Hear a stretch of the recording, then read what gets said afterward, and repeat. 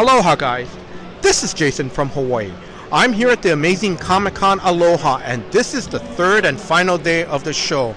And with me, I'm going to be interviewing famous artist Freddie Williams II. Freddie, welcome to the show. Hey, thank you very much, Jason, and I'm really happy to be on. Thanks. No, thank you very much. Now, I'm going to mention to our listeners, basically, this interview, we're just going to have fun with this interview. For a little bit more in-depth interview that you've done an in-depth interview, our listeners can go to the He-Man.org Roast Gobble Dinner, episode 188. That came out just a couple weeks ago. And because I listened to the interview, it was a great interview. Great, thanks. Yes, yeah. What a title, isn't it? That's a really long title that you just said, but you said it flawlessly, yeah. I don't know, especially after the third day of the convention. Yeah, that's pretty good. All right, so before I start asking questions, I'm going to ask you something. If Marvel and DC want to do another company crossover event, and they say they want to do Conan, He-Man, out of continuity, would you be interested in doing it? Oh, infinitely so. Yes, absolutely. I'm going to ask, can you explain to the listeners why you're interested in doing it? I think, on a personal level, it's like I got interested in these things whenever at a time in my life where everything you get interested in basically sticks with you for the rest of your life. Mm-hmm. Also, like my older cousin introduced me to Conan and how awesome he was very early, and then He-Man came out shortly after that, so it would have been like 3rd and 4th grade for me. And it would just be awesome to see the sort of like the darkness of Conan, the sort of like a straight-faced Conan with this golly version of a man who's actually, of He-Man standing next to him. I don't know, it would just be fun. Yeah. And the only reason why I did that, I suggested that crossover, is because if I remember correctly, you drew Conan for Dark Horse. Was that correct? Yeah, I did an 8-page short story for him. Yeah.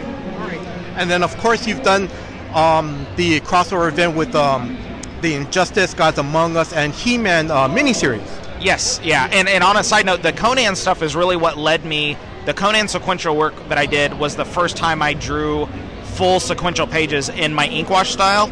And then that's the style since then that I've done Batman Ninja Turtles, He-Man Thundercats, and Injustice versus Masters of the Universe in. So it was like Conan was kind of like my introduction into that world. So it does kind of all fit in that space in my brain.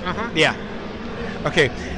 Again, this little comic book fantasy, you're selected to be the artist. Who would you like to write that miniseries? My first choice would be probably Tim Seeley.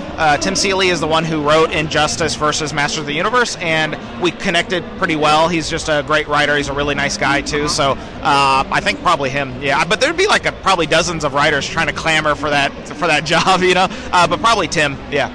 Okay, all right. Now I'm going to continue on because I know it's kind of a little bit winding down. I know you're a Star Trek The Next Generation fan. Yeah. What do you like about the series?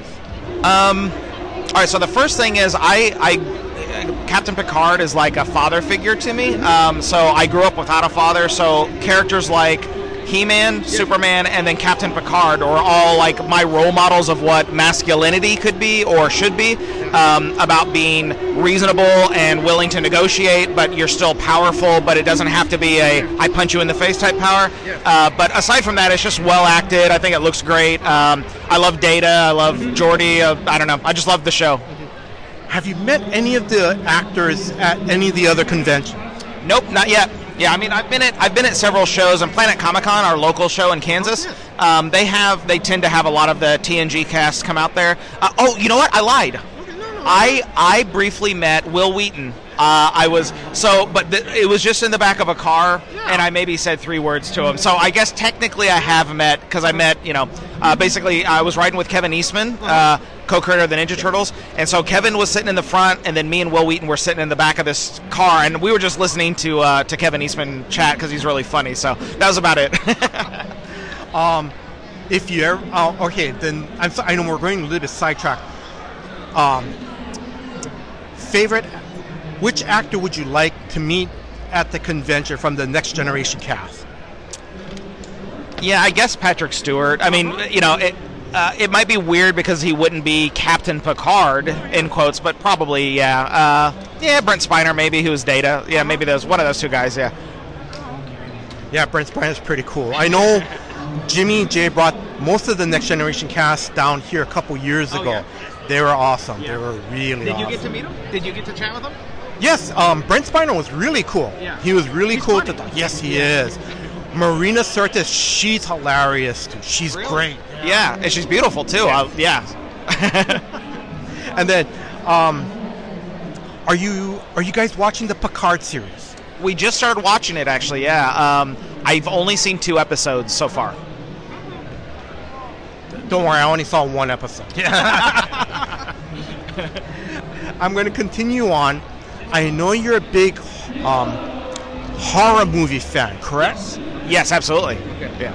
Now, what are your top 2 favorite horror movies?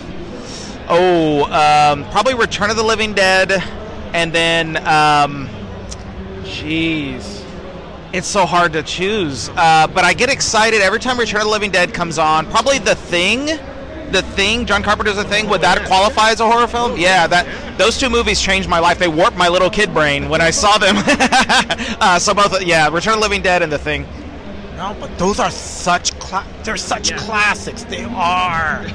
Oh yeah, especially John Carpenter's The Thing. Yes. Yes. Yeah. I almost said Day of the Dead. Day of the Dead is my favorite of the Dead. The Romero of the Dead movies, and that has grown on me over time. It was not my favorite at the beginning, but I had to think broader, of all horror movies. So that's why I said The Thing after that. Yeah. Okay. Do you want to play a little game? Sure. All right. So, it's one of those It's one of those either or. Okay. Star Trek or Star Wars? Star Trek. Halloween 2018 or Halloween 1978, the movie? 1978. I mean, 2018 is actually a really good film, and Kiki and my wife Kiki, who you cannot see because this is audio, who's sitting next to me, we love both of the films, but 1978 for sure. We make it a tradition every year. Even the year that we flew, every year on Halloween, even the year we had gone to Paris, Comic-Con Paris, and we flew back on Halloween on October 31st. We came home. We had. It was already like 11 or something. We were all jet lagged from just getting back from France, and we still watched Halloween 1978, and we were both just slightly nodding off because it was such a long flight, but we have to watch it, and we love it. We watch it even when it's not Halloween, day. We still watch it. That's pretty cool. All right, last question. You have to get the answer correct, okay? Poi or Spam? I've eaten more of Spam, but I like Poi more. So back maybe 2014 or something in Australia, we started doing some conventions there, and a good friend of ours, John Simariva, who knew all the good places to eat and stuff, he took us to a great Japanese restaurant that's there in Sydney, and they had some taro ice cream, I guess is what it would be called, but it's a dish I couldn't possibly remember the name of, but I just remember I loved it, and since then, every time that we eat Poi, Kiki, my wife, will say, that's the same stuff we had in Sydney that you like, the purple one, remember? And so that's how I associate it, is the purple one from Sydney, Freddie, I'm sorry, that's the wrong answer. The correct answer is Spam. I'm sorry, you guys lost your free trip to Maui with all expenses paid. But as a consolation, you guys get 100% pure Kona coffee. Oh my gosh, Kiki was talking about buying some of this. I'm not even joking. This is actually a great, I prefer this gift, and I thank you very much. Thank you. No, Freddie, just thank you for your time. Convention appearances. Yes. Please tell us your convention appearances. Yeah, we've got a lot that are back-to-back. Kiki's over here smelling that coffee. She's loving it. We love coffee. But, yes, so right after we leave here, so Honolulu, then I go to Lubbock, Texas. It'll be my first time at that show, Lubbock, Texas, which is the last day of February, so February 29th because it's a leap year, and March 1st. And then right after that, we fly to Australia, and we have 2 shows back-to-back, one in Melbourne, and then the next week in Gold Coast. Then we fly back to Kansas. Our local show is called Planet Comic Con, which is March the 20th and 21st and 2nd or something. Then we have a little bit of a break, and then the next show is MegaCon in Florida, and that's April the 16th and 17th or something like that.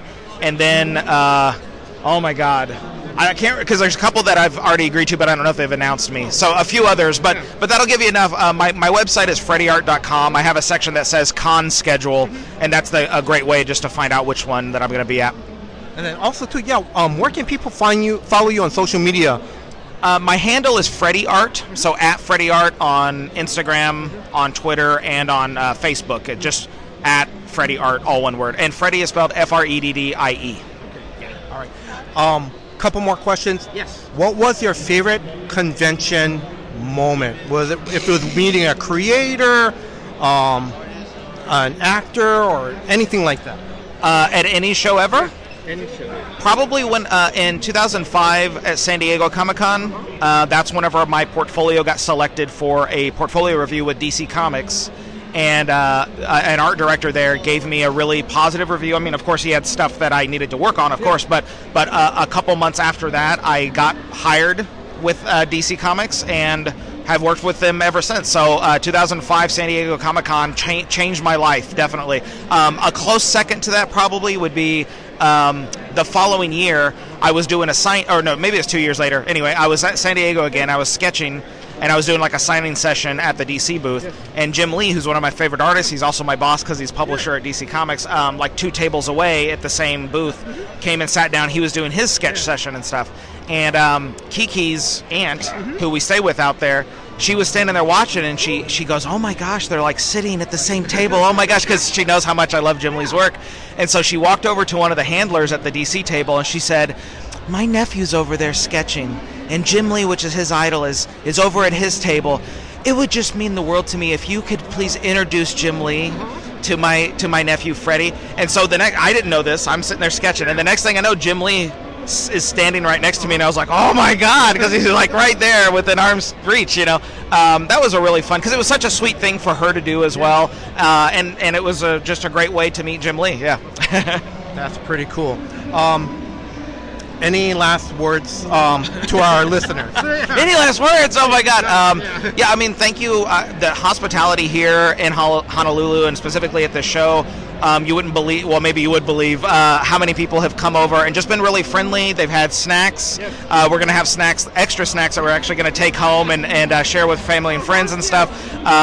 Just great recommendations, very friendly. I mean, for our first time here, it really feels like we're at home, and that's great. It's been a bucket list thing for us to get out here, and I'm really happy that we've been able to. Hopefully we can come back, Yeah. All right. And again, Freddie, where can people follow you on social media? At Freddie Art is my handle, so that's Instagram, Twitter, and Facebook, and freddieart.com is my web address. Yeah.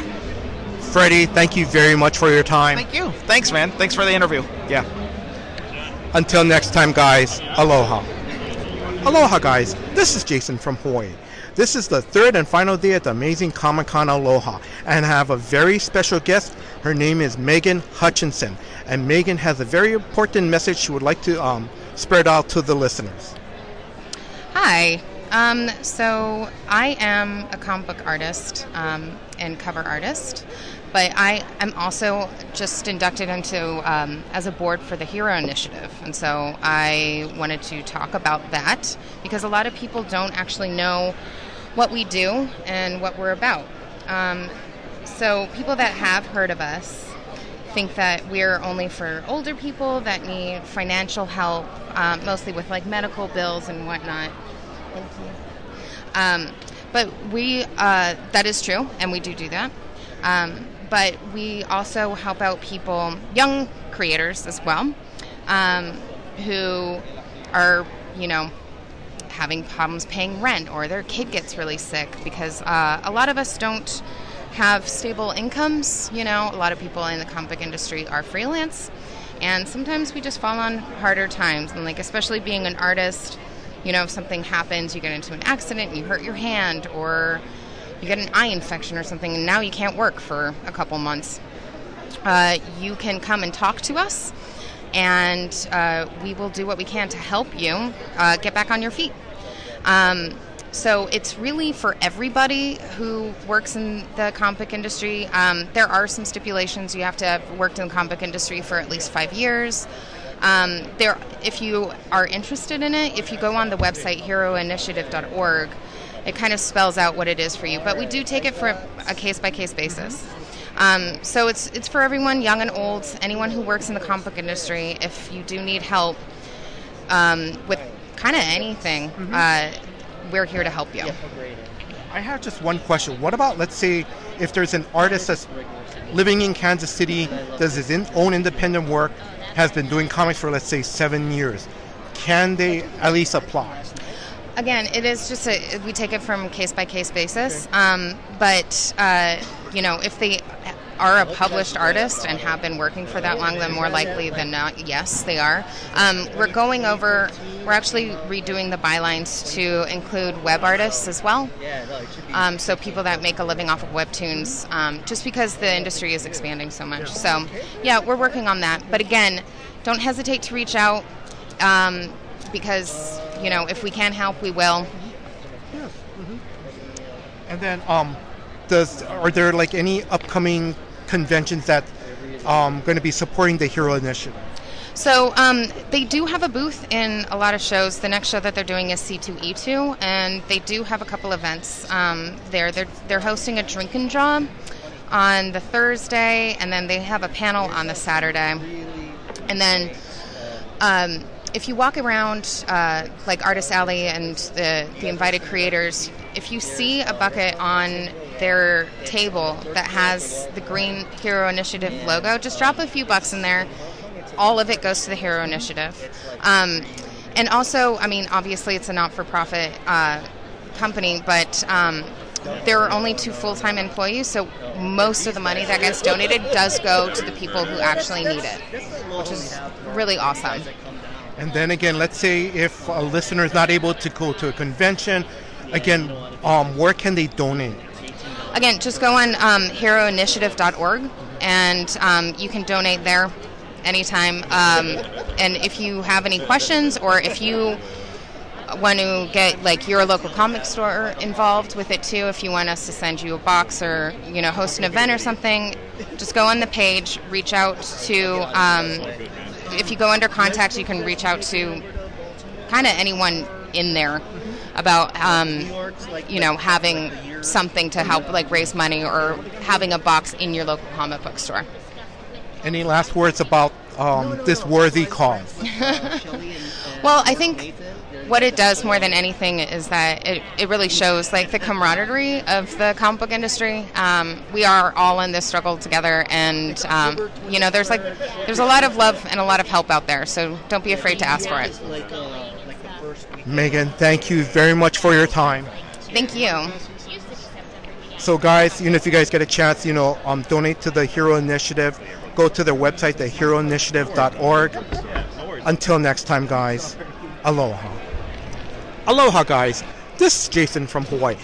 We are literally closing down Amazing Comic-Con. Again, my special guest, Koi Jandro. Yeah, Jandro, you got it right. I'll still every year. I'll be back until we get it right with instinct. Yes, so we're going to, you got to keep telling Jimmy J, this guy named Jason keeps screwing up my last name. He's got to correct him. It's just, frankly, it's a vengeance now. Yes. All right. So, Koi, can you just tell our listeners, you are the co-host for Collider Heroes. I host comic book shopping. You can find me on Nerdist, Screen Junkies, Collider, everywhere on the internet about comic books. And I got my own channel now. I just started called KoiCast. Oh, that's pretty cool. Right. So what do you do on KoiCast? So KoiCast is launching literally next week, so you guys are hearing about it first. And it's going to be an hour-long podcast, kind of like Giant Size Heroes, but I'm also going to talk about MMA. I'm going to talk about other movies besides comic movies, talk about books I'm reading, talk about fitness. Basically, it's all the stuff I'm into beyond comics and comics. All right, so now since we're going to talk about movies, besides the superhero movies, what movies would you recommend to our listeners to check out in 2020? So Capone, I'm really excited for. It is Al Capone as played by Tom Hardy. It's directed by Josh Trank. It's Josh Trank's big comeback movie. I think it's going to be fantastic. Tenet, which is Chris Nolan's new film, which I think is going to blow a lot of minds. And Boss Level, which is a movie I was lucky enough to see early. I can't tell you a lot about it, but I can tell you it has Frank Grillo in it. It's directed by Joe Carnahan. The cast is insane. There's a bunch of cameos you won't expect, and it's a really fun action movie. It's like a 90s action movie, which is my world. And Frank Grillo's a fantastic human. And then I checked your Twitter feed. You took a picture with Frank Grillo. How is he? Oh, yeah. So Frank and I had a great conversation about martial arts, and we talked about the world of cinema, and, like, he's getting into producing, and he and I actually...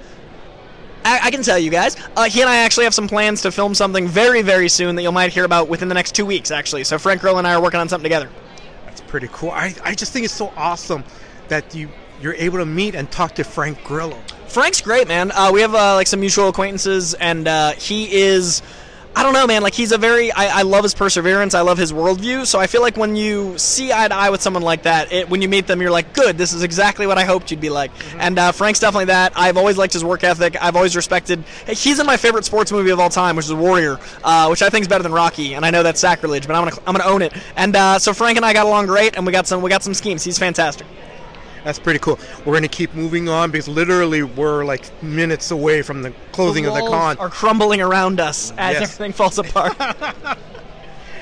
Now, also, too, I remember last year, so explain to some of our new listeners about your Spider-Man comic book collection. I want to hear about this. So I'm down to 34 issues. I think I was in the 40s last year, the high 40s. I'm down to 34 issues, and I have every single Spider-Man ever in print. Every run, every mini, every annual. I'm 34 away, and they're all amazing Spider-Man now. I've got all sensational Peter Parker, Web of. I've got full runs of every single Spidey title except Amazing, and I'm down to the last 34 issues. I'm almost done. So I'm going to ask, so we're talking like Amazing Spider-Man number one?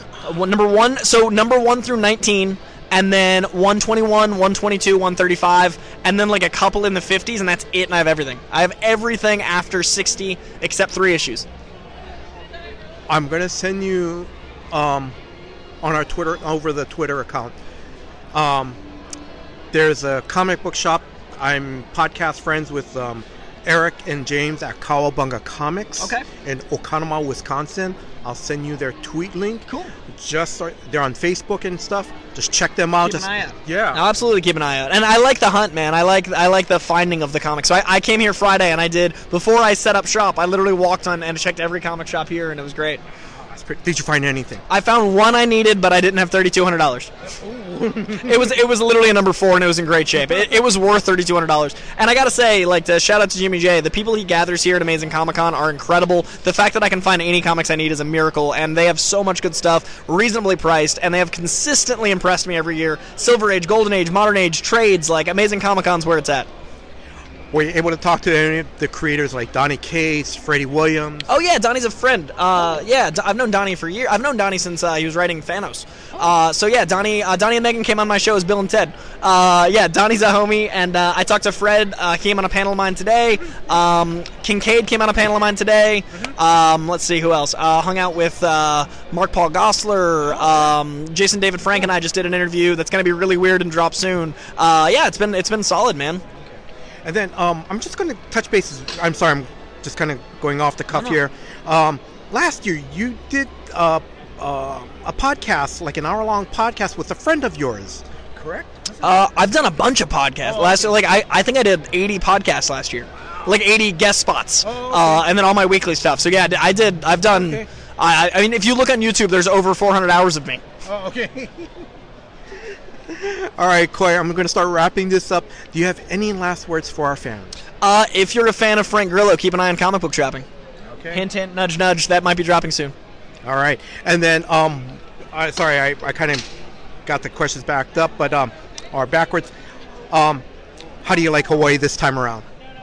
Even more than last time, because it's always so welcoming, it's always so amazing, but every time I come, it feels more like home. Like, it feels, I'm more familiar to it, so I know the spots I want to go to. I have my own little areas, and, like, the people are always great, so it's just me getting more and more comfy. It's a beautiful place, and the food, I feel like people talk about Paris, people talk about Spain, people should be talking about Hawaii. The food in Hawaii is incredible, the people are amazing, the surfing is fantastic, Hawaii is perfect.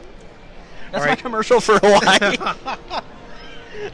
And then, Corey, I'm going to put you on the spot. If you come back next year, can we do a follow-up interview? When I come back next year, we can do a follow-up interview. 100%. It's happening. Okay. All right. Corey, thank you for your time. Absolutely, man. Always a pleasure. I appreciate it. And your Twitter's great, man. If you guys don't follow this guy, I don't know how you found this, but you should follow him. All right. Thanks, Corey. Until next time, guys. Aloha. Aloha, guys. This is Jason from Hawaii. I'm here at the Amazing Comic-Con Day 2, and I'm here with Larissa Page. She's returning back to Hawaii for her second Amazing Comic-Con. Larissa, how are you doing? I'm doing good. How are you? I'm doing good. A little bit tired. I didn't expect yesterday to be busy. I'm just going to let our listeners know I'm just having some little health problems, but let's continue on. We're going to make this a positive interview. So when did you fly in to Hawaii?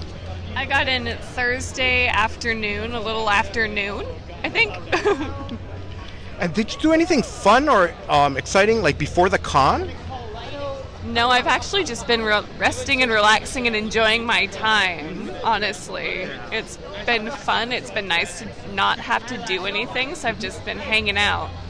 That's pretty cool because if I remember correctly, I know last year you literally flew in the night before. Yeah, we got in really, because I had Des with me last year, and we got in at like 10, 11 o'clock at night, and so by the time we got in, we went to bed, but I got in and the sun was still out, and I was able to go, have some dinner, have some lunch, and then go to bed. Let's see, I'm just going to be following up on some stuff from last year. What conventions did you do last year?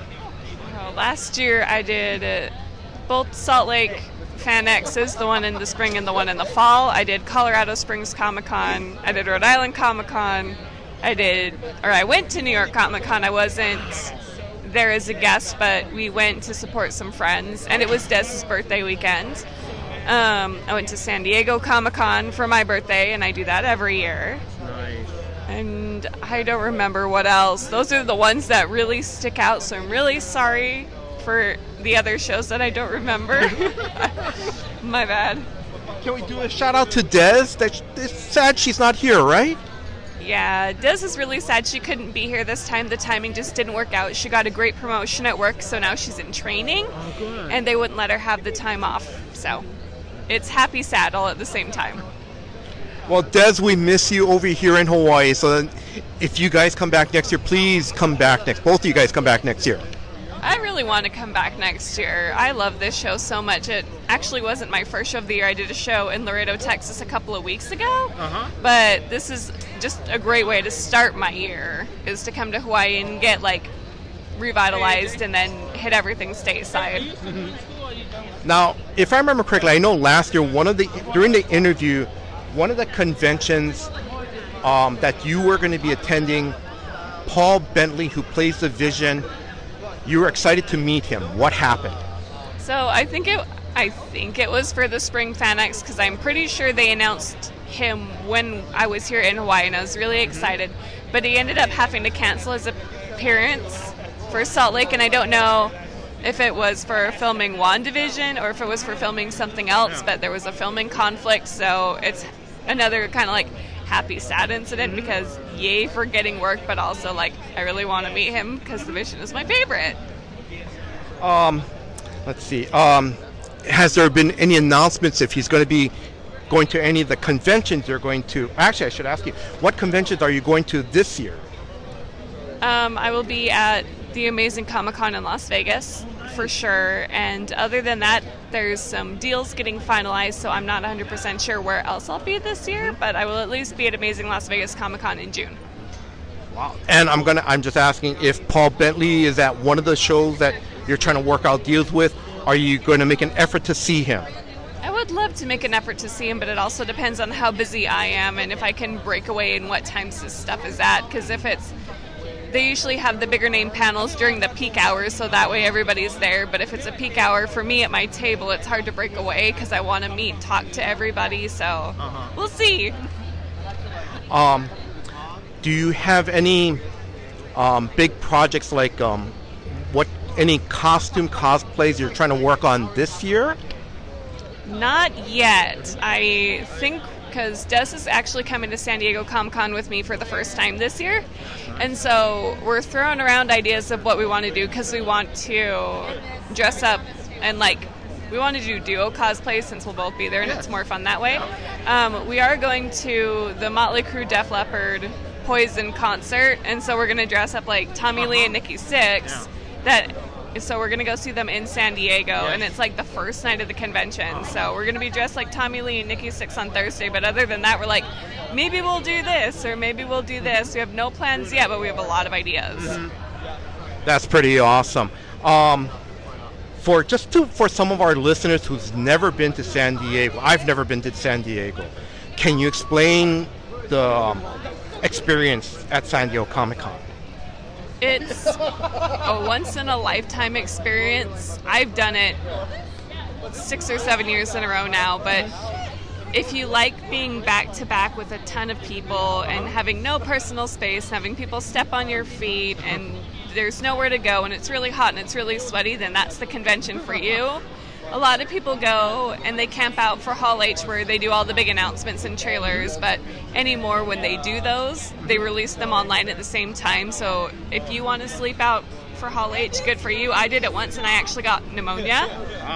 I got really sick. So I haven't done it since, but there's people that just do it for the big movie premiere or the big movie trailers and all the cast and all the celebrities, and I go because I like the collectibles part of it. And then also because, of course, I like the cosplay part of it. So I like wandering the vendor floor, which is massive, and it's 4 days long, and there's stuff on the last day that I didn't even see on the first day. So it's almost a new experience every day. That's pretty awesome. And Larissa, forgive me, because I know I told you our plans for the interview. I forgot to ask, can you just, let our new listeners know, how long have you been cosplaying? And what's the fun and exciting thing about doing cosplay? So I've been cosplaying for 6 years now, and then professionally I'm on my 4th year. And the fun part of it for me is making the costumes. I like the creative part of it. There's a lot of people that they like the finished product when they put everything on and they're like, oh my gosh, I'm this character. I like the planning and executing phases because it really tests my skills as an artist, so to say. And then when I get to wear it and share with everybody else, that's just that's the fun part. That's the everything's done, let's celebrate part. But I like the hard work that goes into it. I'm going to start wrapping this up because I know it's getting a little busy right now. Where can people find you on social media?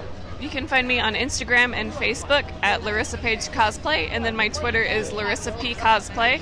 And then I also have both a Patreon and an OnlyFans, and they're both Larissa Page Cosplay. Larissa, any last words to our listeners? Everybody have fun, be safe, and make good choices. Larissa, thank you very much for your time. Thank you. I always love doing the interviews every year. Thank you. And then again, if you and Des come back next year, can we do another follow-up interview? Yes, because hopefully things will have happened between now and then. All right, Larissa, thank you very much.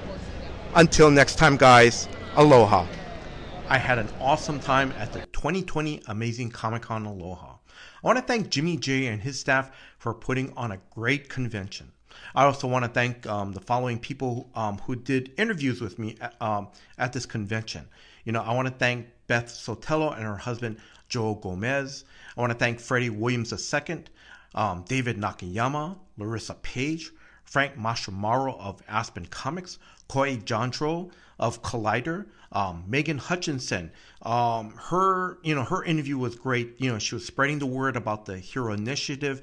And please, guys, please donate to the Hero Initiative by going to the website heroinitiative.org.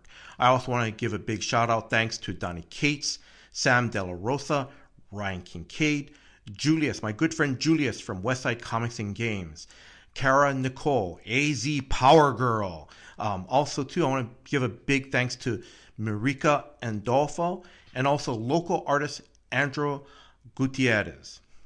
Now, this is the part of the podcast where, I'm going to give out a lot of mahalos, a lot of thank yous, for putting, this podcast together. So if you guys want to fast forward, you guys can. But for me, this part is important to me because, there's a lot of people that, help put this podcast together. First off, I want to thank God for letting me meet and interview all these wonderful creators and talking to my convention friends. Like I said, I did follow-up interviews with David Nakayama, Larissa Page, Frank Mastromaro, Koi Jantro. Thank you very much. I also want to thank my wife, Dawn, who supports my crazy expensive hobby, that I love so much. So, Dawn, thank you very much. I want to give a big shout out to Ben Gilbert of Amazing, and also Paul Christensen of PALS Public Relations for helping me get a media pass for this convention. Thank you very much, guys. Right now, I'm going through some health problems, and I know it'll get better, but I want to give a big shout out to my managers, Cheryl, Diane, and Nancy, for all their support during this time. And I also want to give a big shout out to Dragon's Lairs and Westside Comics and Games for letting me use their booth for a place to rest, during the convention. So thank you very much, guys. I also want to thank Drew from Comics for Fun and Profit and John Mayo, the Comic Book Page podcast, for letting me contribute to their podcast. If you guys are a new listener to the Comics for Fun and Profit podcast, please check out their weekly episodes that comes out every Saturday. My Ohioan brothers, Drew and Kyle, do spec picks of new releases that comes out every Wednesday.